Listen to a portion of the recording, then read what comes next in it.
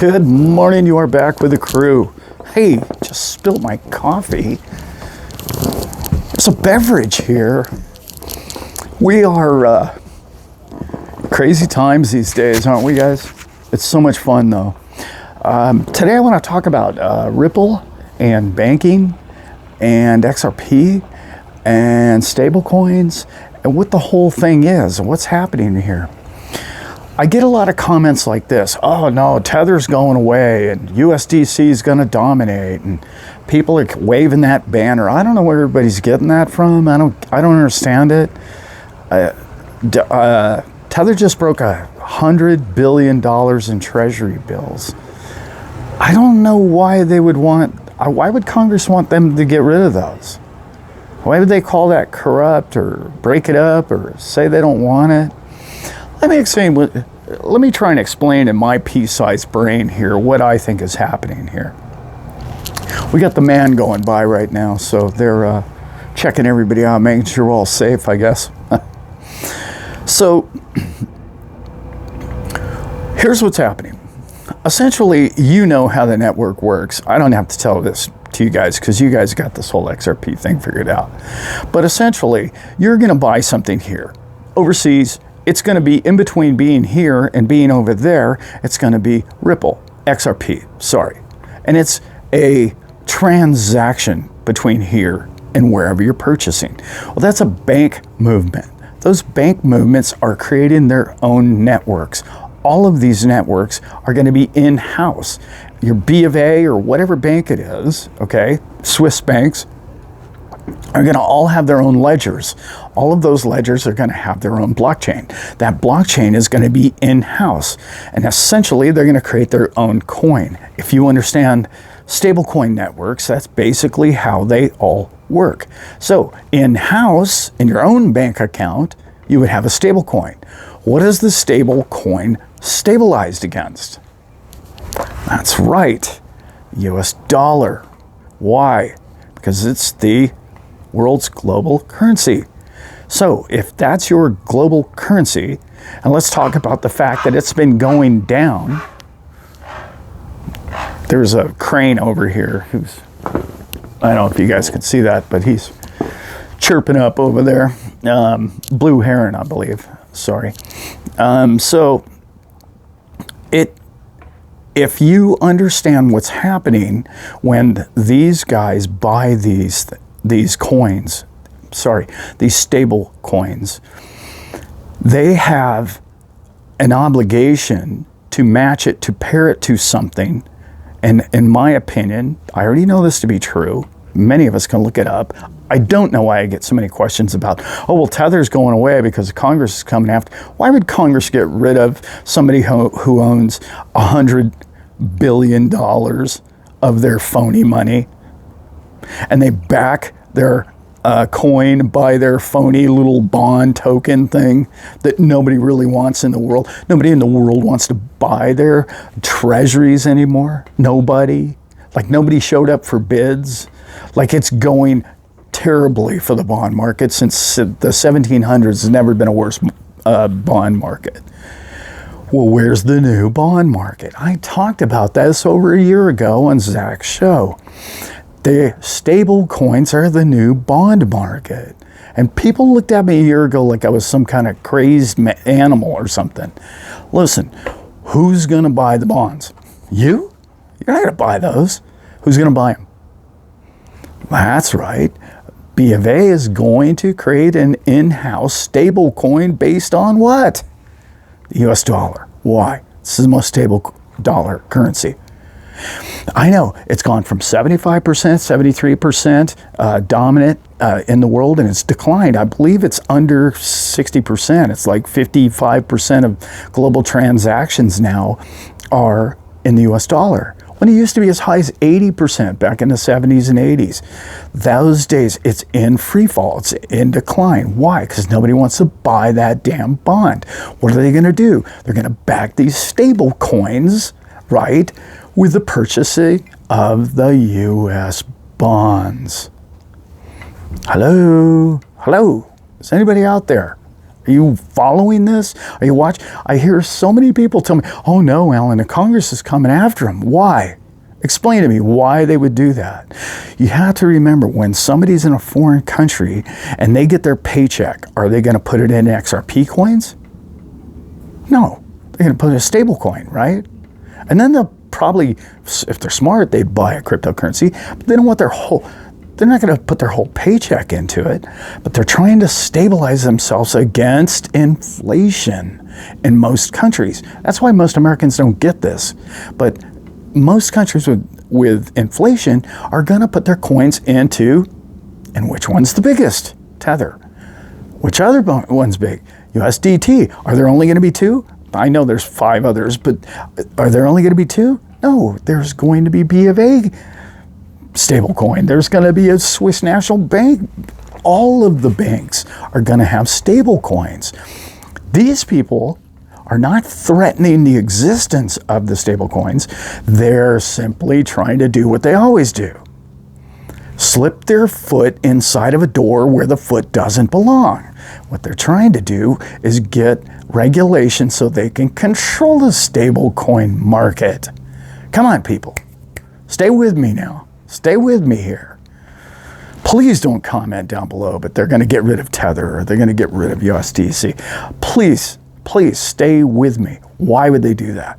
It doesn't make them relevant. They want to be relevant. They're trying to filibuster. I was going to say lie through their teeth, but it's the same comment. Filibuster. Yeah, we'll call it that. That's what they're doing right now. And they're trying to make sure that everybody plays by their Wall Street fraudulent rules that don't benefit anyone but them. They do benefit people. I just explained to you that if you lived in Argentina, where it's, 80, 90% inflation, and the moment you got your paycheck and you put it into USDC, your inflation rate goes to 0, well, against the dollar. Of course, the US dollar is still inflating, but not near at the free fall rate that almost every other currency is. Are you better off in gold? Yeah, probably. Are you better off in, the top 10 coins? Yeah, probably. But how many people are going to put all their money in XRP or Bitcoin or Ethereum or whatever else? And by the way, somebody just sent me a video that was so good. The guy's name, I was terrible. I can't remember his name. Anyway, it was a good video, and it was about what I've been saying forever. I do not believe Ethereum is the future. Ethereum is not going to be a transactional coin for money. Yeah, you're going to build NFTs on it. You're probably going to be able to borrow against, and you're probably going to be able to do DeFi on it, and it'll have smart contracts, and it's going to be a very large network, and I don't think it's going anywhere. But as far as transaction, and I'm not just talking about transactional speed, I'm talking about gas, and I'm talking about what it takes to move money around the world. They're not going to use that. They're going to use something like, starts with an X. I think you guys know what I'm talking about. That's where it's going, and that's what they're going to use. They're going to use other ones. Solana's really kind of moving up in a lot of networks. Do I believe in Solana? I don't, because I see the big players behind it, so that tells me it's relevant. It probably has some future, and it probably tells me that lobbyists are going to do everything they can to make it happen. But don't kid yourself. There's a lot more lobbyists, and there's a lot more people in Washington, Congress, and the global elites who are behind XRP than you believe. I know most of us don't want to hear that because we want our coin to be pure and as the driven snow, but I know Mr. Genslinger came after him, but it was a bit of a dog and pony show. Even after 3 years of it, I was just like, well, wait a minute. How is it they're invited to all these WEF meetings in Davos, but they're being slapped around by Mr. Genslinger, who is one of the team? Anyway, you get where I'm going with that. I really want you guys to gather what's going to happen here. The transactions are going to be done in XRP. Almost a lot of them. It's going to blow your mind. It's already been set up. BIS, I talked about this a year ago with BIS has already lined all this up. ISO, we've got all that figured out. Okay, if you can watch 10 other shows about how all that's going to happen. What I'm talking about is big picture now, and I'm talking about the global bond market cannot collapse. It is collapsing. It's never had a worse year since 1780s. Think about that. That's a long time, guys. It cannot collapse. So what do? Like I said on Zack show over a year ago, they're going to use stablecoins as the new bond market.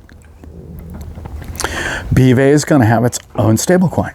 Everybody's going to have their own stablecoins.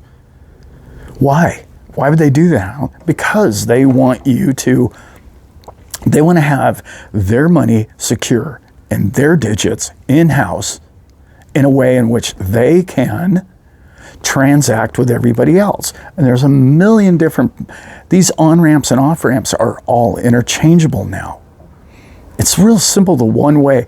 If you know nobody can come into your network and you can only transact out of your network unless you have a separate place for the incoming to go and it's not connected to your wealth, that's exactly what wallets are. That's exactly where they're headed.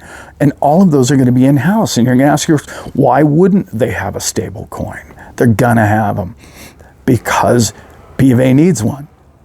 They need to transact. They need to secure their money, okay? But they need to secure the value of their money outside of a system that is old, corrupt, collapsing, and decrepit. And you and I know that. They want to keep the system. They just want to give it a fresh little paint job. And they want it to be completely more controllable. That's why they're coming after stablecoins. That's why they're trying to manipulate all these markets. That's why Kracken just got thrown into court yet again over these top 20 coins. And it's just like, why? Control. Like I talk about on this channel all the time. When you hear the words, we need to create regulation. Regulation is nothing more than translates into manipulation, control, and power. That's all they're trying to do. And until they do that to the fullest extent, to the ability that they have, and they know, okay, that's good enough. We have enough control over all of those markets and the way all money moves and the way the whole thing goes. Because by the way, they feel like it's their chessboard, their game, and they're not going to let you play in it until they've got it all mastered out about how everything's going to move around and where they get their cut and where they get their little commission and where they keep their control. And until they have that solidified, cryptos are not going to bull market.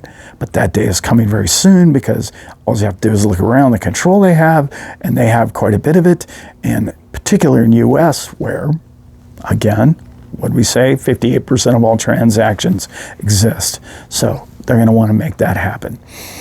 Don't be afraid of stablecoins. Stablecoins are here to stay.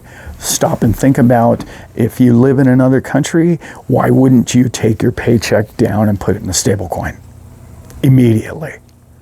Instead of going to the store and having to immediately buy your food or goods for the next month, you now have an ability to stabilize your value of your peso and your country at the level of the US dollar. And you say, well, the US dollar's got inflation coming too, Allan. You don't understand. I'm like, yeah, I do understand. And here's what I just told you.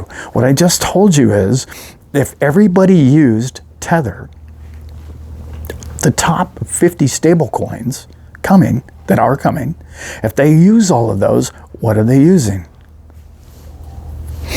They're using the US dollar. That stabilizes the US dollar. So instead of it falling from 80% back in the 70s down to whatever it is now, 55, 58% of global transactions, it's now going to be backed by stable coins of different labels and different houses and different positions, but they're not stabilizing coins with a peso, they're stabilizing it with US dollar. This is going to take US dollar bond treasuries dominance and need for back through 80% and higher. It's a big picture, guys, but that's where it's headed. I've been talking about how stable coins are the future of the bond market forever. And now it's more plain to me than ever before. And yet I still get people telling me, no, Allan, you don't understand. These people, these politicians are coming after stable coins. No, they're not. Why would they do that? These stable coins are going to have to own US treasuries to back this value of their stable coin. They're up to $100 billion already with Tether. USDT wants to play in that game. They already have $40 or $50 billion. When you start saying to yourself, well, how is B of A going to hold? How is B of A going to hold a stable coin stable? US Treasuries, bond market. They've created a whole new need and a whole new desire for these. I don't want to make this video too long because I'll pound that point home until you guys get that. It's really big picture, but it's really simple once you figure it out, okay? We think, oh, revolutionary crypto market. Same game, same players, same bond, stinky old bond transactions. The bonds have been around forever, and they're just putting a new face paint on them and making them pretty again and changing them up and digitizing them. And the next thing you know, it's the same old stuff. Anyway, hope you guys got something from that. You can find my other channel and my other stuff at TheStapleCrew.info. I hope you like this content. I don't ask very often, but if you got something from this, like and subscribe. I love you guys, and I know we'll be talking soon, and I got many videos coming, and I hope you guys got something from this. And with that, I am out. So lately I've been getting a lot of comments about, that's kind of creepy. I immediately hurry up and turn off the camera as soon as you quit your video because I don't want to hear the creepy stuff afterwards. I'm sorry I creeped anybody out. I was just trying to do my old man joke thing. It's a humor thing, guys. Relax. It's humor. Okay, sarcastic. It's, sarcastic often, mostly. But boy, I don't know if you can hear this boat's knocking around a bit today. I don't know, it's knocking more than a Jehovah Witness around this place. Oh, I didn't just say that, did I? Did I just go? I believe I just went there. Yeah. Old man jokes, classics, right? The old classics. Dust them off every now and then. Anyway. Love you guys. Hope you guys have a great day, and I'll see you soon.